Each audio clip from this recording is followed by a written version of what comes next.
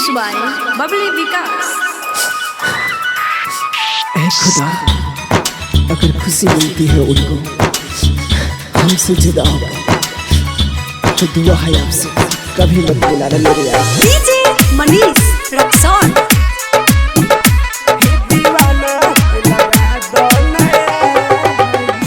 तोहरा ओढ़नी में लागे ना दाग हो, तोहरा ओढ़नी में लागे ना दाग हो, हे दीवाना के लगा दो नया हो, हे दीवाना के लगा दो नया हो, दीवाना के लगा दो नया हो।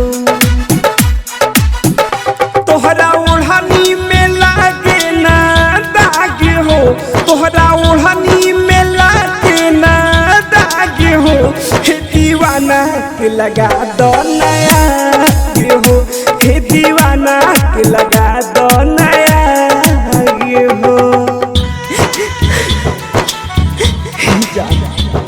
पता नहीं तेरे इस प्यार में क्या जादू है कि किसी और के बारे में सोचने का दिल ही नहीं करता। तूने तो मेरी जिंदगी ही बर्बाद कर दी।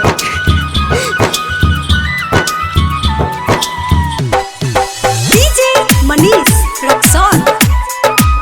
Yes recording studio Gamharia Bazar. शादी के जोड़ा तू पहनबू ये गोरी, लाश जाई मोहर नदी के ओरी। हो शादी के जोड़ा तू पहनबू ये गोरी, लाश जाई मोहर नदी के ओरी। तोहरा ससुरा में जाके बोली कागे हो,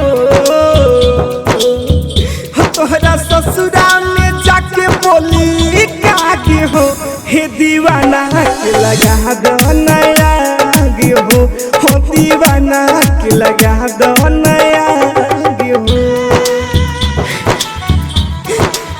किस्मत पे इतवार किसको है, खुशी इनकार किसको है। कुछ मजबूरियां है जिंदगी में यार, वरना जुदाई से प्यार किसको है। DJ Manish Raxaul. Mix by Babli Vikas.